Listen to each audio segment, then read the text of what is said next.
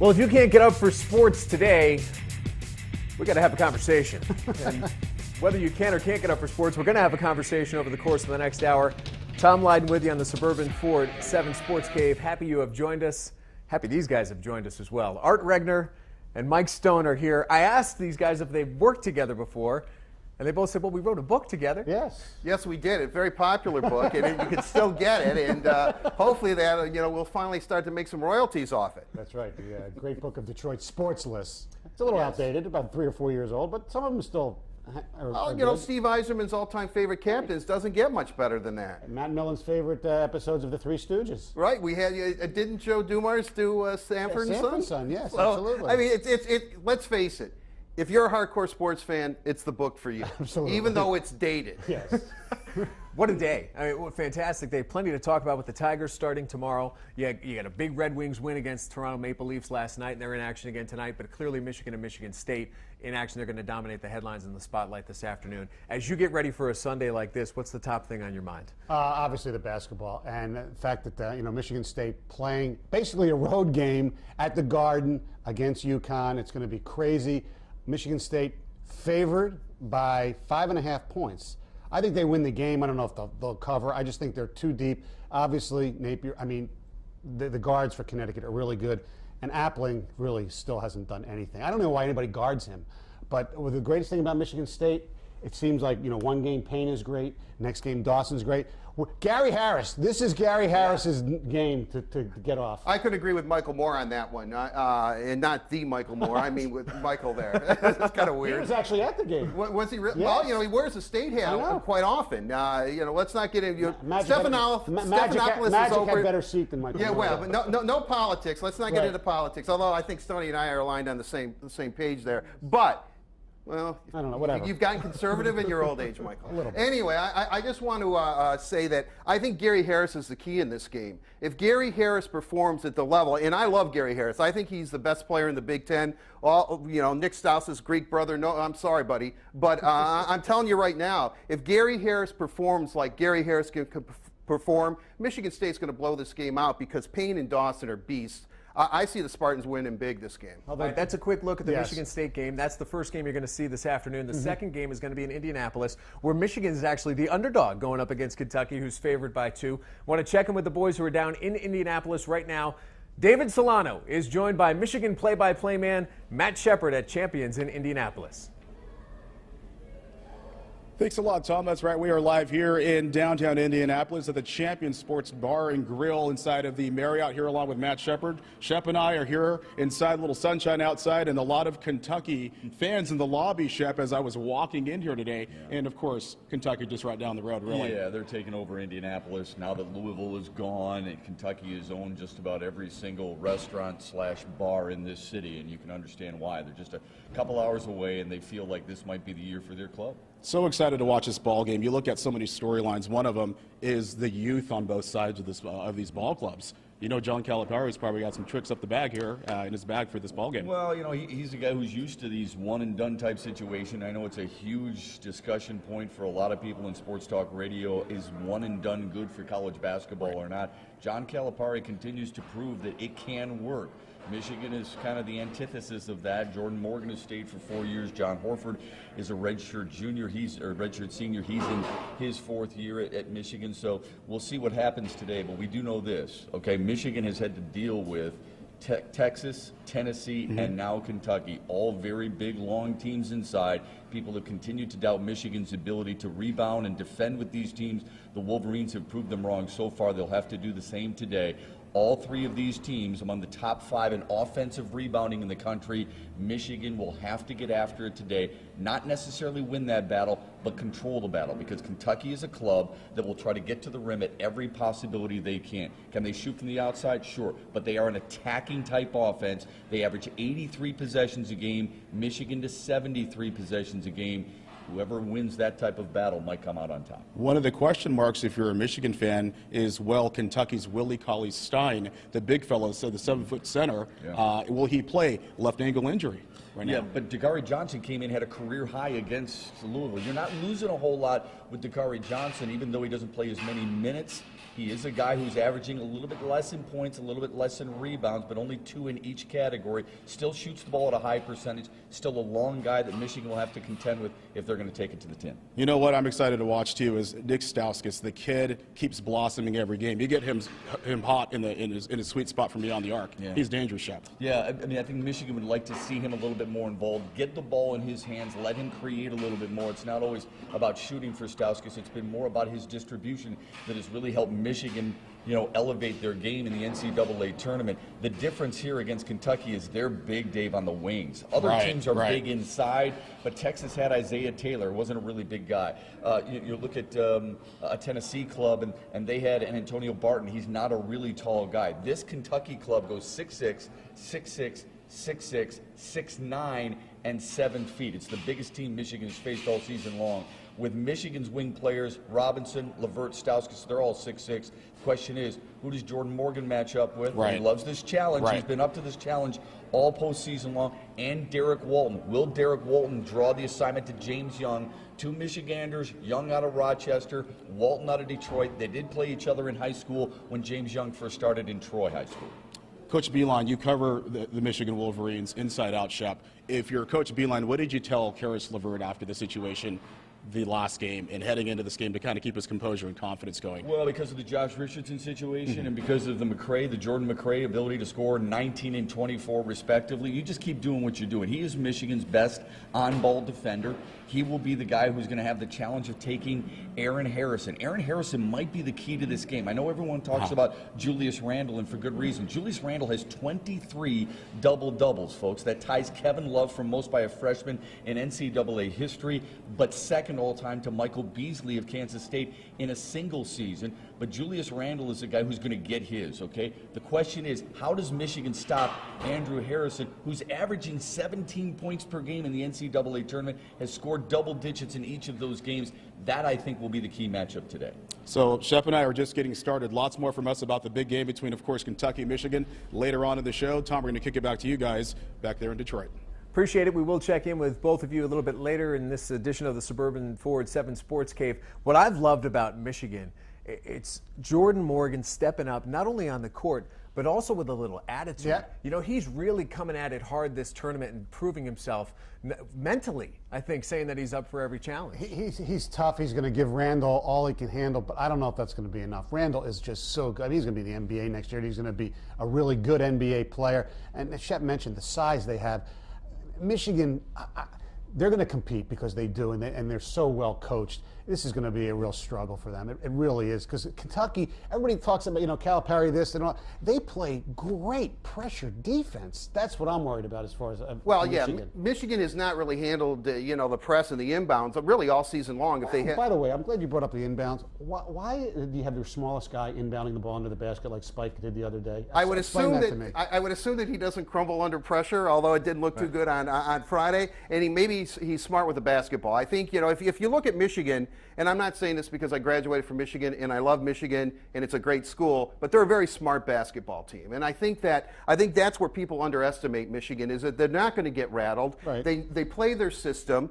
And I believe the key for Michigan is it's going to be John Horford and if Max Bleifeld has to get into the game, those guys are going to have to give them something and do something, because Jordan Morgan does need help. Jordan Morgan gets help, and Michigan cans their threes and play smart basketball. They can take Kentucky. All right, but let's turn the page. Let's talk about Michigan State, because we've got Yahoo Sports columnist Dan Wetzel standing by in the Big Apple. He's been there. And Dan, welcome to the show. A couple of weeks ago, you and I were talking about Michigan State and whether or not they could put together a run, and you had belief back then. So what have you seen from this Michigan State team that leads you to believe that they're going to be able to get it done today? And you had no faith in them. I thought they could crumble. Well, you know what? They got healthy. I mean, I just think they have all their players. And as they came together, they were able to get the chemistry. 15 different starting lineups this season. 11 different Spartans started a game. So it's just a total mishmash going across the year. This group, their starting 5 now, has been together just 17 of their 37 games, so about half their games. But you see that progression. And once they've got the talent, once all the parts fit, there aren't that kind of weakness spot. This is a really good team. And, as we mentioned in the past, you take a guy like Denzel Valentine, who was sort of a secondary player or a role player at times, even when he was starting. He was forced into taking big shots, having the offense run through him at times. There are times he scored, he's had a season where he scored 2 or 3 points. He's had games where he scored 16. But his confidence level to when he's needed to step up now, when he's back to maybe being a secondary choice, is a lot greater than it was. So I think this team is actually better now, despite the 8 losses and all the struggles, than they would have been if they're just 35-2 and cruise through the season, because more guys had to do more things across the season. Speaking of stepping up, Dan, Keith Appling. I mean, if I'm Connecticut, I don't even guard him. He has to play one of his best games of his career this afternoon for them to win easily, don't you think? Huge game for Appling. Shabazz Napier and Boatwright, their 2 guards at Connecticut, are incredibly fast, and they spent all night the other night in the lane. They get to the rim. Their speed advantage is considerable, and then they're able to drop it off to DeAndre Daniels and some different guys. It all runs through the guards for Connecticut. That's not unusual. They've always had great guard play at that school, and they get those great East Coast guys. The big advantage for Michigan State is size, not just in height, but in muscle and might and all of that, and they're going to need to kind of knock them off. But this is a big game for Appling. If he can stay in front of whomever he's guarding on that or whatever the switch is, that's going to be a key factor, because Michigan State cannot let Connecticut just live in the lane, and they cannot foul them. This is the best foul shooting team in the NCAA tournament. They're shooting over 85%. They spend a lot of time kind of in an innovative way teaching themselves how to shoot free throws. The other night they had 20 of 22. That's how they're winning these games. They get their guards in, they get fouled. Boatwright and Napier are going to go to the line and knock them down. So that they can't try to just play physical. They've got to stay in front of them. Dan, you've traveled all over the globe covering every event imaginable. You've seen every coach imaginable from amateur to professional. What makes Tom Izzo so great? Isn't maybe he perhaps the biggest advantage Michigan State has in this game, because they're always prepared at this time of year? Can you tell us something about Tom Izzo and why he is so exceptional, especially this time of year? Well, I mean, I think I could repeat a lot of stuff everybody knows. I mean, I think he is genuine, and I think the players believe in him. And I think anytime you have a coach that can do that, whatever the system they are employing, that's really the key. Every single guy, I would imagine, on this Michigan State team, they certainly say they do, are completely convinced they do what Tom Izzo says, they'll go to a Final Four. He's been to 6. They should listen to him. That's a big thing. I also think Tom, he's very relaxed publicly with fans and media. When he's walking around the Garden the other night, I saw him, thanking the trombone players and things like that. Very just open guy. But he also, I think, has an ability to concentrate during games maybe at a level higher than a lot of other coaches. It's not just he's jumping around. He's very, very focused on the way the game is being played. And a lot of times something can get missed by another coach that isn't getting missed by him. And I think that's a big factor. He has a concentration level that I don't think you hear a lot about. It's kind of hard to quantify. I'm just kind of guessing. I will say this: Kevin Ollie's a very good coach. He's only been a head coach 2 years, but he spent 14 years in the NBA. Learned a lot from a lot of different guys. Calls Larry Brown his mentor. So I think it's a good coaching matchup. But I think that's maybe Izzo's key ability in game. Dan, fantastic insight. We'll check back in with you during the second half hour of the show, and we appreciate you joining us live via Skype from the Big Apple. Well, hopefully that has set the table for you. We've got plenty more to get into. We are thrilled that Travis Bader from Oakland University is here with us. He will join us in studio in about 20 minutes. We still have the Tigers to talk about, the Red Wings. We want your feedback on Twitter using the 7SportsCave hashtag. And coming up, we're going to hop into the Tigers on opening day. Jeremy Johnson hits the streets to connect with the people as the 2014 season is about to start. Please stay with us. Just gotten going on the Suburban Ford 7 SportsCave.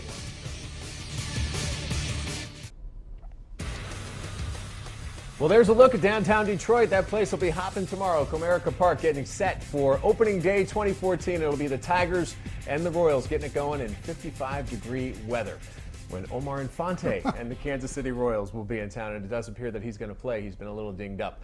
Well, a lot of questions surrounding this squad, but not many asked in the fashion you're about to hear from our Jeremy Johnson. It's our weekly edition of Jeremy with the People. Okay, thanks a lot.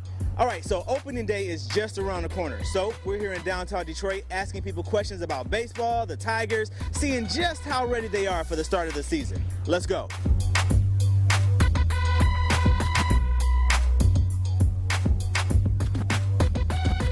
Do you think Jim Leyland will be great as a Tigers manager this year? What type of season do you think he'll have? I see Jim Leyland as being pretty much the same. This year? No, not Leland. We've got our new coach this year. Who is? Begins with an A, I think. I can't remember it. Who is the new Tigers manager? Mercer? Close? No. Merritt. Well, his name starts with an M like mine. How's that? How about no? How's that? No? What would you choose between peanuts or sunflower seeds and why? Oh, peanuts. That's just tradition. While playing, I would go sunflower seeds, but if I'm just watching, gotta go peanuts. I would choose peanuts because I like the salt. I think peanuts are less fattening, so peanuts. If they called your name and it's time for you to walk up to home plate, what would be your walk-up song? Sweet Home Alabama, maybe? Oh, my goodness. Put me in the game, Coach. I'll have to say Wild Thing. All shook up. Not something that really get you pumped up, but Hotel California by the Eagles. Hotel California. Do you know who the last Triple Crown winner was? Triple Crown winner? No, Secretariat? I don't. No, Triple Crown? No. What is a 5-4-3 double play? 5-4-3. And I thought maybe it's something, it's 4-3 because there's 4 bases and 5 is not possible. Maybe it's a trick question, but I'm not sure. What is the first line of the 7th inning stretch song? I've watched the game at the 7th inning stretch, but I can't. I don't know. Got me on that one. That's terrible, isn't it? 7th inning stretch is like you're at the ball game, you took yourself out to the ball game, Yes. you know, buy you some peanuts and Cracker Jacks, all that, you got your food, and Okay. what's that song, the first line of it? The first line, I don't care if I never come back. Help me out here. I'll give you $1. Why do you think Doug Fister's going to be good this year as a Tigers pitcher? You know, I like Pfister. I think he's a solid pitcher. I like how he just those low fastballs get those ground balls on the field. Wait, did Doug Fister get traded this year? I don't know. Tell me. Yeah, he was traded. Oh, he got traded. From Comerica Park, Jeremy Johnson, 7 Sports Cave. People are going to start wising up to Jeremy. My favorite part of that, and he needs to get credit. Yes. The last Triple Crown winner, if you're thinking about it that way, was Secretariat. No, it was affirmed, wasn't it? Oh, God. Yeah, no, I'm wrong. It was affirmed. I know, I just got spotted on Jeremy with the people. Right? It was affirmed. Yeah, you may be right, man. I can't tell you. I'm not the horse racing fan, so I don't know. Couple of social media interactions we want to get to. Let's bring in our producer, Mike Foss, who's standing by in the control room. And I know, Mike, people got a lot of thoughts going on about the Tigers, about the Wings, but I would guess Michigan and Michigan State's probably dominating our social media interaction early on, huh? Yeah, as you would imagine, yeah. A lot of Michigan State talk. Let's get right to it. We'll start off with the Michigan fans. Ken says, I like that Michigan is going into this game as the underdog. It takes the pressure off of them and puts pressure on the 5 freshmen. Freddie says Michigan hands down crushes Kentucky, feeding on them being let down. Hashtag Final Four bound.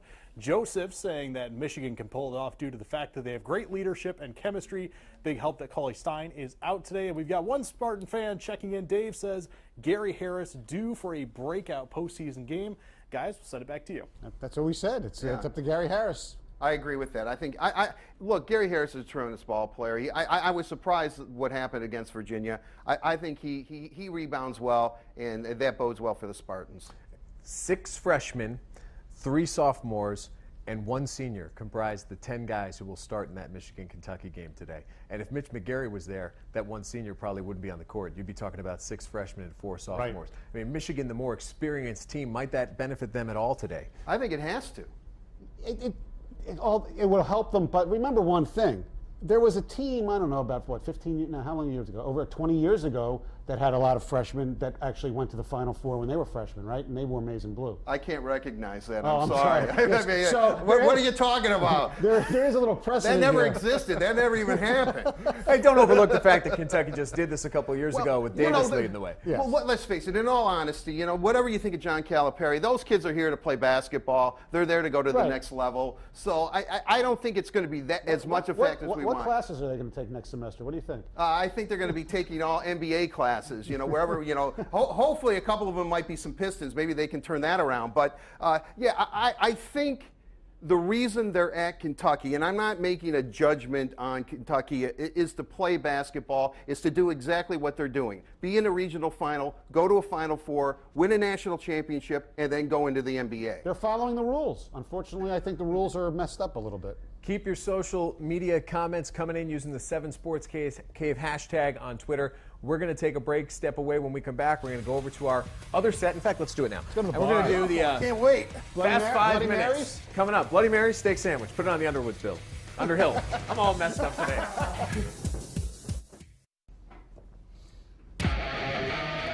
Welcome back to the Suburban Ford 7 Sports Cave. We've done a couple of research things here, and we did find out you're affirmed. It was affirmed in 1978, the last Triple Crown winner. Now, you should take notes. He brought a gift. Oh, okay. I did. Well, you know, I'm a big fan of the Cave, as you know, and this is supposed to be a sports bar, and I've watched it over and over and over again each week, and, you know, I just figure what a sports bar needs is an actual little bar set. Nice. So, cocktail shaker. I like it. Wow. Art, you can come back anytime. Well, I sure hope so. There you go, Tom. Now, the only thing I ask is that you actually really do your research and check Brad Galley's age, all right? Because I don't want to get into trouble. And the reason I'm bringing it here, because every bar, especially a sports bar, needs a nice little bar set. Right. And also, in honor of Michael and I doing the Polar Open so many years ago, where the Bloody Marys were flowing. Oh, yes. It's my favorite drink. We need to hop into the fast 5 minutes because now they've become the really fast 5 minutes. And opening day is tomorrow. A lot of debate this week about Miguel Cabrera's deal, $292 million. I guess the question becomes, how does it pay off or how does it go down the poop chute? You start. Well, it pays off if they win a World Series or two. But I'm sorry, everybody's going crazy about this. Does this deal make sense financially? Absolutely not. It makes no sense because he's going to be like 39, 40 when the deal ends. But you know what? I'm a fan. I don't care. It's not coming out of my money. Yeah, the beers might go up 50 cents or something like that. He's the best hitter in baseball. He's ours. It's okay to spend that money. And you know what else? By the time that deal's up, that money's going to feel like a bargain because the contracts are just going to go up, up, up, up, up, up, up. Yep, heard that a lot. Yeah, it's the most expensive deal until the next one, or it's the worst contract until the next one. I mean, that's how sports works. Look, I'm from Detroit. Miguel Cabrera is the best baseball player going. Kudos to Mike Ilitch. He loves Detroit. He loves the fans. This is a great deal. I want to see Miguel Cabrera in a Tiger uniform, period. I'm selfish, and it's not my money. So big deal. Go ahead, Miggy. I don't care. Play till you're 50. That's the case. We appreciate that. We'll move on to the next topic. Red Wings, and I'm glad you're here for this. We got 8 games left. We got a hat trick from Darren Helm last night as they beat the Maple Leafs, who have really gone in the crapper. Your thoughts, 8 games left. Red Wings going to make the playoffs or not? Well, definitely. Well, 2 games against Buffalo, then 2 against Carolina, or 1 against Carolina. They play Tampa today. Then they play 3 divisional leaders, which might be tough. But thank God for the Toronto Maple Leafs and the tank job that they're doing. And they hold a tiebreaker against Washington, too. Red Wings make the playoffs for a 23rd consecutive season. I think they make the playoffs as well, but let's be honest here. They need veterans to play well. Guys like Bertuzzi, even Alfredson, guys like that have been awful lately. It's been the Grand Rapids Griffins that have carried this team. And just think, if Nyquist would have been on the team from the beginning instead of like middle of November, Thanksgiving, the playoffs wouldn't even be a question. I don't understand what the thinking was. These kids are playing great, and that's what's catapulting them to the playoffs. And yeah, Art's right. Toronto. Look, it's the whole Clary signing. That's why Nyquist was in Grand Rapids, is because he had options. Whose fault was that? Was that Kenny's or Mike Babcock's? Well, you know what? I mean, Mike Babcock's mad at me already, but so I might as well say it. It was Mike Babcock. Move on to the next topic. The next topic is unionization in the NCAA. Oh, no, it's not. We're going to talk about the Pistons first. Let's talk about the Pistons, then we'll get to unionization. What a terrible week. You get blown up by the best team in the league. You get blown up by the worst team in the league. How do you fix the Pistons?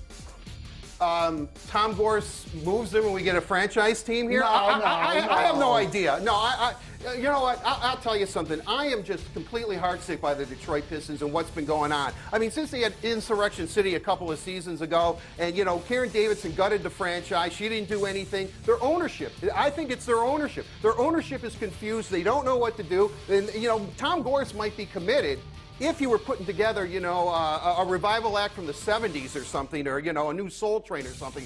He just does not get it or understand how to be a professional owner. You just don't throw money at a problem. Just throwing money at a problem does not work in professional sports. That's why Tom Gorse last year, we're going to spend money. Well, Josh Smith, They just don't know what they're doing. Period. It's a horrible mishmash. You have an owner who unfortunately doesn't know anything about basketball, and Joe Dumars unfortunately has done a poor job the last few years. And this weekend with the whole bad boys thing, and then they go to Philly, and really they were bad boys. Now to the unionization in college sports. Your thoughts on this one? I'm sorry, it makes no sense to me. Yeah, the NCAA, they should be giving these kids a little bit more insurance, a little bit of a stipend, no doubt about it. But everybody says, oh, these schools make so much money. Yeah, the big ones do. Michigan State. You're the Eastern Michigan and Western Michigan. You think they'll be able to afford paying kids? Who's going to pay the union dues? I got an idea. You know what? Do you want to be employees of the school? Then pay them. Pay the quarterback $100,000, pay the running back $50,000, and you know what? Then they use that money, and then they pay for the education. You can't pay them and give them a scholarship too. Let them be walk-ons. I think this is a weird thing.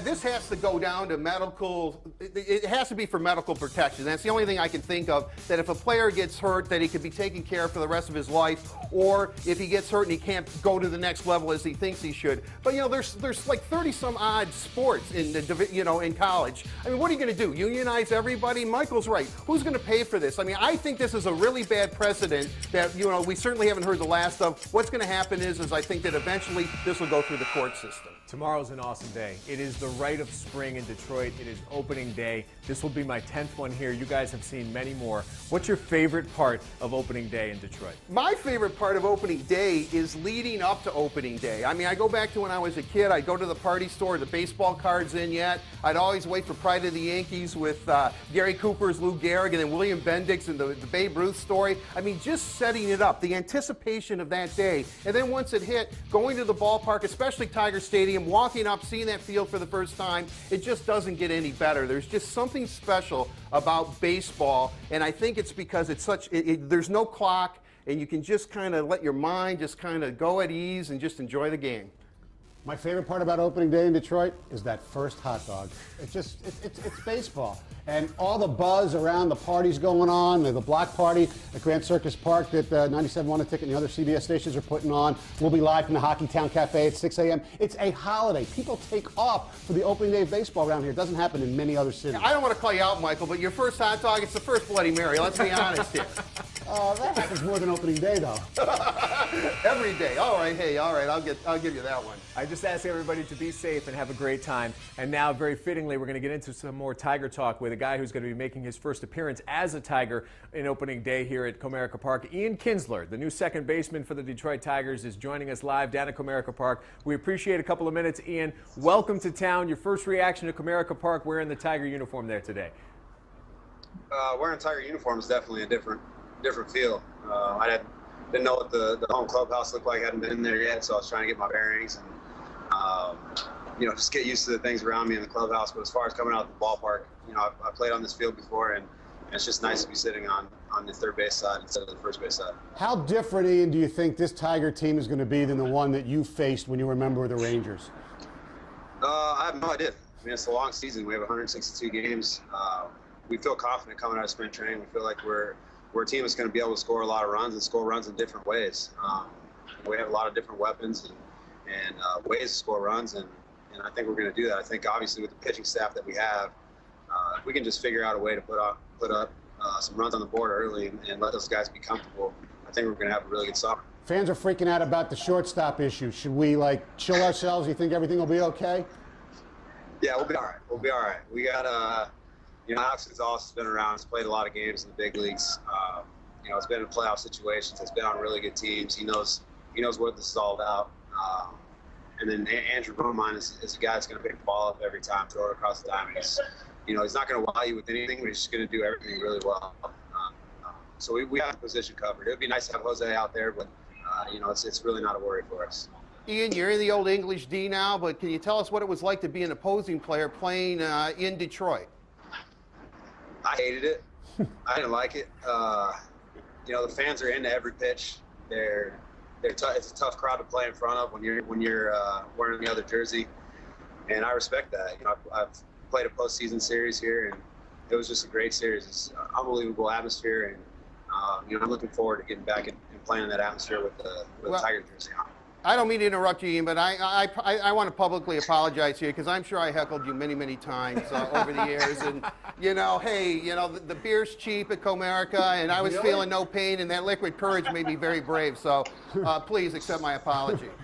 Absolutely. I accept that 100%. I got no problem with that. All right, Thank Ian, you. Soak it all in. You will see how great a day it is tomorrow. This entire region just is going to be unleashed, particularly with the more than 90 inches of snow. We appreciate Ian Kinsler joining us there on short notice, and great job by Brad Galley getting that done.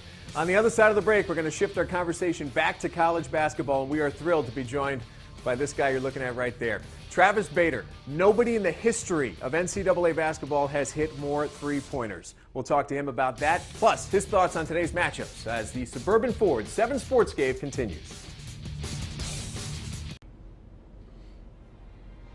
All right, I'm sending out the tweet letting everybody know that Darth Bader is joining us live on the set right now. We appreciate Ian Kinsler joining us. Travis Bader put together a run at Oakland University, which is truly amazing.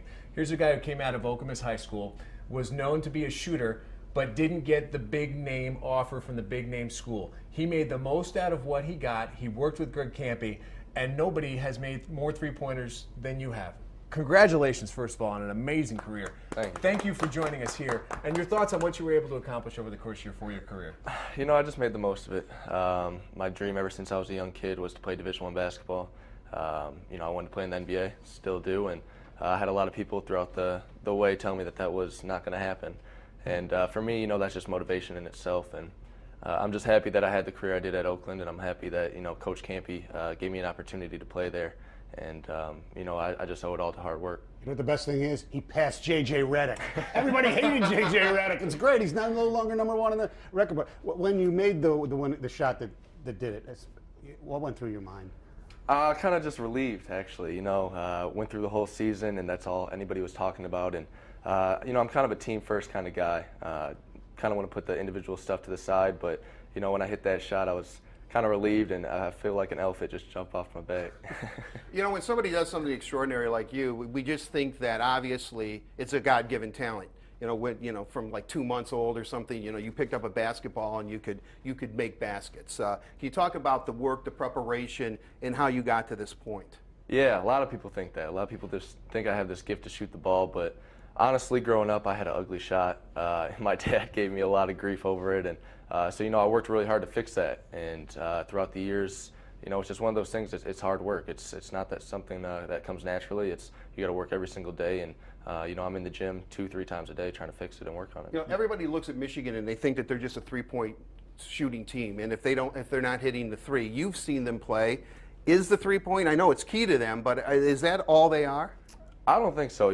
Obviously they're a great three-point shooting team, and Nick Stauskas and Karis LeVert has come up huge, and even Spike. But, they have big bodies down low, and they have that force in Jordan Morgan lately, and, Glenn Robinson, who is just a beast. So, I think they're more than just a three-point shooting team. Now, you faced MSU. You didn't play Michigan. You played against Michigan State, and I think they were they missing Harris? I think they didn't have Harris that day. Yep. But that understood. What did you take away from the matchup with Michigan State? Man, they're just a tough team. I grew up around Michigan State. I grew up around Coach Izzo. I have a great relationship with him. And, they're that team. They're that fast-paced team, that competitive team. And it was a war. And I just think that they're just so skilled and have so many different people stepping up as we see through this tournament. And, it was Payne, it was Dawson, and I'm just excited to see what's going to be next. You grew up with Izzo. How did he miss on you?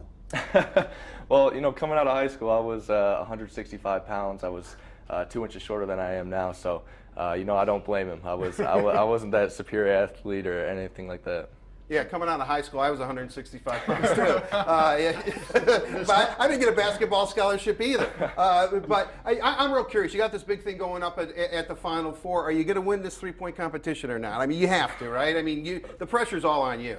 I'm just going to go out there and have fun. I've been practicing for it a little bit. It's a competitive thing. Everybody wants to go out there and win. Everybody wants to, when there's a loser at stake, you want to go out there and win it. So I'm a competitor. I'm going to do my best to, win it. But I'm just going out there and having fun. All right. It would be an added bonus for us if Michigan and/or Michigan State win today, because we'll be headed down to Dallas, and one of the first things we'll cover will be Travis on Thursday night at SMU in the three-point shootout. We've had success. We've had 2 winners from University of Detroit over the last few years, so you got to keep it going. Thank you for joining us. Thank you. Great career. On the other side of the break, we're going to go back to Indianapolis. David Solano and Matt Shepard are standing by at Champions Bar and Grill. We'll get more into that Michigan-Kentucky matchup as the 7 Sports Cave continues. Welcome back to the Suburban Ford 7 Sports Cave. Hope you've enjoyed it. We've really jammed a lot into these first 45 minutes, and we're going to continue. We're going to head back down to Indianapolis. Our David Solano is standing by with Michigan play-by-play man Matt Shepard to talk more about the Wolverines and Wildcats. Thanks a lot, Tom. Again, Matt Shepard and I standing by here as we get ready for the big game. And you know what's interesting, Matt, is Kentucky leads the all-time series between these programs 4-2. And what's interesting also, the last time Kentucky met Michigan was back in 1993, a game the Wolverines won in overtime. Yeah, the Wolverines won that game. Remember that? So there's not a whole, no, I don't, but there's not a whole lot of history between these two programs. We know all about Kentucky's history, most wins in college basketball history, all the Final Fours, all the Elite Eights, all the NCAA tournament wins. But still, when you talk about brands, Kentucky basketball, University of Michigan, there's no question you have it all here today. I think it's also worth passing along that the Big Ten really representing right now at the highest level. Yeah. Wisconsin, Michigan State, It's Michigan, awesome. enough said. Yeah, I think it's awesome that Wisconsin reached here. Last weekend in Milwaukee, I had a debate, a friendly debate, with a lot of my national cohorts, and they were downgrading the Big Ten a little bit. Wisconsin gets there the first time in Bo Ryan's history, the second time in Wisconsin history. Ironically enough, they knock off Arizona both times to get there. I think it's great. That's a team, Dave, that I think too many people have said, well, you know what, that's the way they used to play. Right. They always played low-scoring games. Not so much. Frank Kaminsky can pick and pop with the best of big men in the country. Trevon Jackson's a game manager. Sam Decker is a future pro. Nigel Hayes comes off their bench. Ben Bruss can shoot it from deep. That's a team that can burn you in the half court and in transition. Good for Wisconsin. And lastly, Shep, before we wrap things up, the key matchup, I know it involves Julius Randle for you. Well, for me, it's more Aaron Harrison, I think, against Karis LeVert. Julius Randle's going to get his, folks. There's no question. He is a power forward, and he is a beast. A lot of big guys will force you down in the block. They'll catch the ball mid-post, pound it on the deck a couple of times, and then do their offensive skill set. Not with Julius Randle. He'll catch it on the wing. He'll cross over. He'll face you up, and he'll take you in the paint. He's a lot like Mitch McGary in that regard. He's going to get his. The big question is, can Michigan hold Kentucky to second chance points and limit them underneath it? They average 15.5 second chance points per game. The Wolverines have to keep that down. And can Michigan turn them over? Kentucky, 12 turnovers per game, but Michigan is in a defense that forces a lot of turns. If they can get their big guys in foul trouble, limit the transition points, and keep them off the glass and the putbacks, then Michigan's got a really good chance of advancing to Dallas and possibly be 3 Big Ten teams in the Final Four. How cool would that be? Great perspective, Shep. That'd be awesome. Tom, we're going to send it back to you guys up there in Michigan.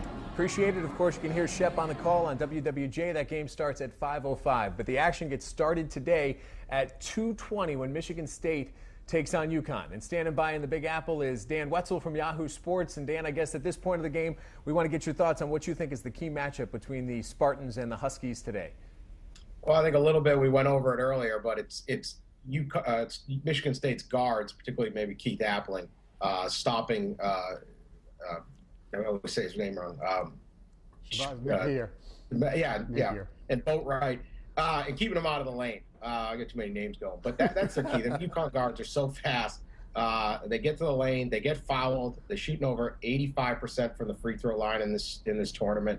They're knocking it down on layups and things like that. It's a guard oriented. They're smaller, they're faster. They have to beat Michigan State that way. They know that. They don't have the size. I also think Adrian Payne's got to have a big game inside and outside, I guess, just do his whole thing. So I think if Michigan State plays its game, plays physical defense, doesn't get too many fouls and get in foul trouble, they'll be okay today. Good stuff, Dan. We appreciate your perspective before the game, and of course, we're going to be reading your stuff after the game on Yahoo Sports. Thank you so much for checking in with us via Skype today on the 7 Sports Cave.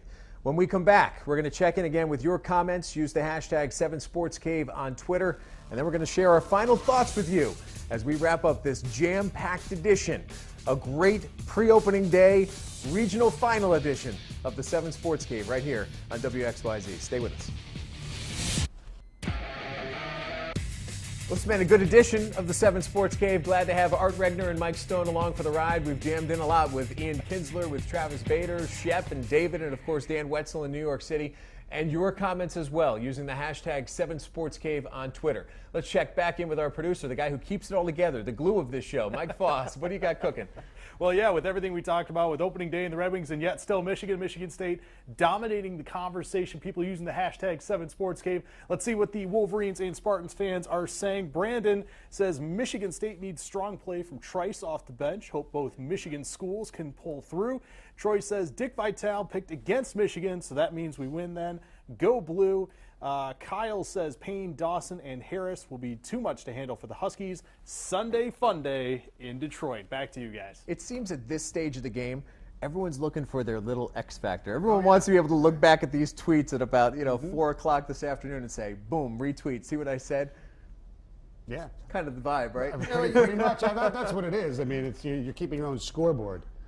I haven't seen anybody pick Michigan to win this game. I mean, on a national level. I mean, Kentucky just seems to be the popular pick, and I don't know if that's good or bad. But then if you go over, I haven't seen too many people pick UConn either against Michigan State. But again, I mean, I agree with one of the tweets that we just read. I think Harris, Payne, and Dawson are just going to be too much. The record that the team has put together with everybody on the floor is truly amazing. Right. And there was so much talk leading up to this tournament that, man, if Michigan State got it together, they're the team to beat. Right. And it looks as though they are. They do have it together, and the guys have played well together. I said all season, if every team plays to their optimum level in the country, Michigan State's the best team in the country. Now, whether they will continue to do that, who knows? I think they will today. After today, who knows? Florida's really good. They're good, but the Izzo factor too. I mean, I think Tom Izzo, he gets credit, but he doesn't get enough credit, and that's why I asked Wetzel that question. It is because I just think that when it's all said and done, when the game's on the line, Tom Izzo is the guy that you want. The Final Four, whoever gets in there today, will be absolutely monstrous. You're going to have Wisconsin and Florida, who will both bring enormous fan bases, and it's either going to be Michigan, Michigan State, Kentucky, or UConn. That's going to be one of the best Final Fours we've seen over the last couple of years. Right, and look, it is possible that Michigan plays Michigan State for the championship. And we asked this on the air this week, if you are a fan who hates the other, would you rather lose today or lose to your rival in the championship game? And I'm stunned so many people said, I'd rather lose today than lose to my rival in the championship game. That to me is nonsense. Yeah, those people aren't thinking it through. I mean, you want Michigan and Michigan State to play for the national championship. And even though it'll be a tough couple of days for whichever school that loses, their fan base will be unbearable. But in the end, it's great for Michigan. It's great for the Big Ten. So, I mean, why wouldn't you want that? Our final thoughts are next. We're going to go to our final break with our high school play of the week. Each week, our friends at State Champs provide a play of the week, and we go back in time to the state championship game between Muskegon and Bloomfield Hills. Deontay Davis, look at this one, getting up and throwing it down. A perfect undefeated season for the Big Reds as they win the Class A championship. That's our State Champs Sports Network high school play of the week. Final thoughts on the other side of the break. We're back in the Suburban Ford 7 Sports Cave. It's time for our final thoughts. We've got 3 good ones for you. Tee it up for Mr. Stone. All right, the NCAA tournament is one of the greatest things the sports world has to offer. One-and-done scenarios lead to Cinderella stories, thrilling upsets, and breathtaking performances by tremendous young athletes. Unfortunately, some of the majesty of the tournament was taken over this weekend by others. That's right, the Zebras. Jordan Morgan drawing the charge Friday night was a non-call. Maybe that was a makeup call for the possession Michigan lost, even though it was clear on the replay the ball went off a Tennessee player. In the Spartans win, Keith Appling shoved a Virginia player near the end of the game that should have given Virginia a chance to tie the game. Glad they blew it. But the point is, last night was even worse in my opinion. How the Arizona player Nick Johnson was called for an offensive foul with 3 seconds left to me is beyond comprehension. Memo to the officials, when the game is on the line, let the players decide the game. We want the players to screw up our brackets, not you. And an amazing fact, 18 minutes is what it took in real time to play that last minute between Michigan and Tennessee with the timeouts, with the reviews, and all the rest of it. Art Regner, what's on your mind today? Well, I'll tell you what. Miguel Cabrera might be the best hitter in baseball. Calvin Johnson might be the best wide receiver in football. And Andre Drummond could be Baby Shaq. But the best overall athlete in the city of Detroit is a guy who's 5'11", listed at 5'11", 185 pounds, and looks like he should be the afternoon foreman at the Keebler Cookie Factory. I am talking about Henrik Zetterberg. Henrik Zetterberg plays both ends. He plays offense, he plays defense, and he also is a leader. And that's why I think that Zetterberg has over 700 points in 700 games for the Red Wings. His plus-minus is 167. He's over 100 points in 100 playoff games. He won the Conn Smythe Trophy. He's neutralized Sidney Crosby. When he killed off that almost 2 minutes of a 5-on-3 in 2008 when the Red Wings won the Cup was only the beginning. Zetterberg has been doubted year upon year upon year, and all he's done is gotten better. Leadership, offense, defense, it's Henrik Zetterberg. When Darren Helm was had back injuries, and Zetterberg has had back problems for a long, long time. He said, Darren, you got to suck it up. There's good pain and there's bad pain. Bad pain is you can keep getting hurt. Good pain is that it's going to hurt, but you can play. So that is a leader. That's why Henrik Zetterberg is the best all-around player here in the city of Detroit. Thank you, Art. Appreciate that thought. I'm going to go back to the NCAA tournament, and I'm going to say it this way. 5 weeks ago, I sat in this very seat, and I said the MSU Spartans better get it together, or they might be facing an early exit in the NCAA tournament. Well, happy to report that's exactly what has not happened. They haven't gotten bounced, and they have put it together. And the person who's impressed me the most, and I know I'm not alone in this, is Brandon Dawson. He, to me, is the X factor, the great unknown. Was he going to show up, or was he going to disappear? You know what you're going to get out of Payne and Appling and Harris is always going to help you positively. But what about Dawson?